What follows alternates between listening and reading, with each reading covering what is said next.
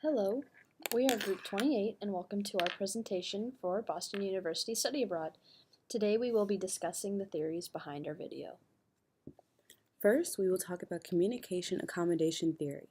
CAT explains why we adapt our language and speech patterns when we interact with others.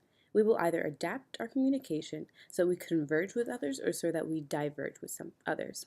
We diverge or converge based on our in-group or out-group status. Those in the in-group are in a social situation in which they feel they belong, while those in the out-group feel the opposite.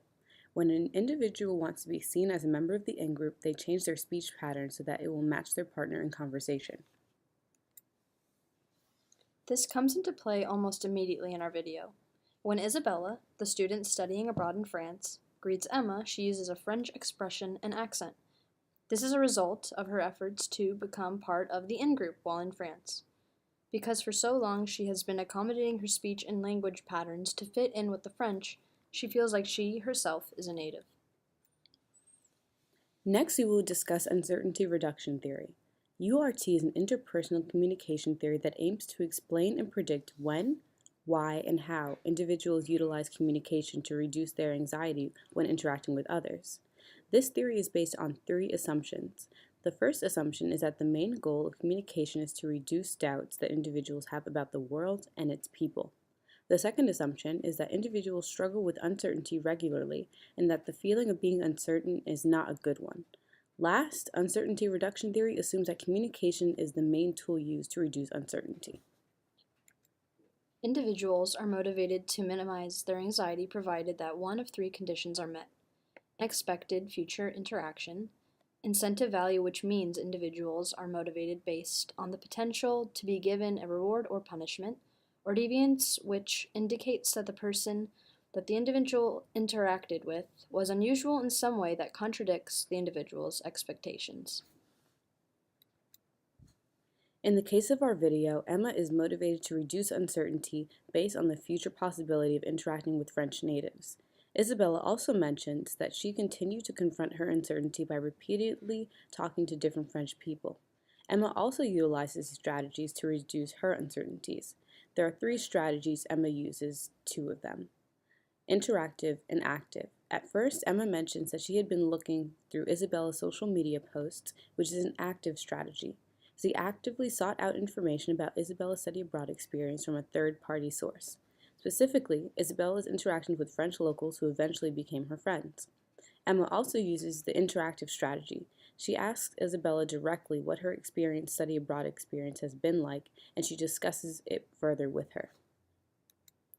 Next up is the Elaboration Likelihood Model, or ELM. ELM is a theory of persuasion. It views persuasion as a cognitive event.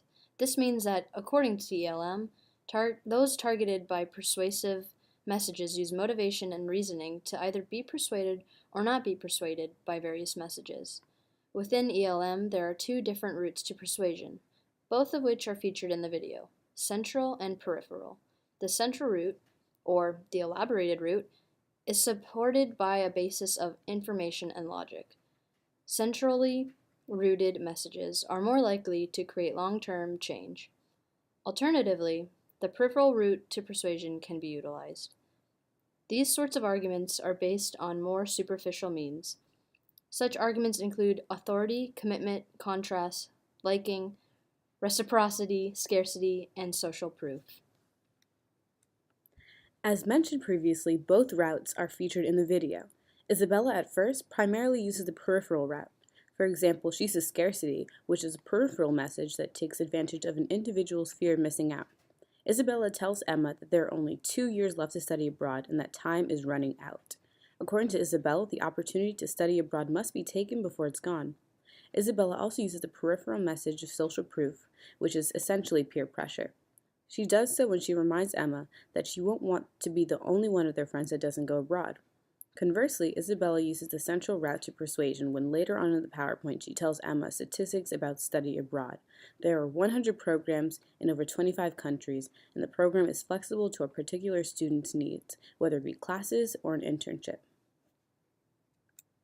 Then we have the anxiety and uncertainty management theory, which predicts that effectiveness in communication and intercultural adjustment is a product of minimizing intercultural anxiety.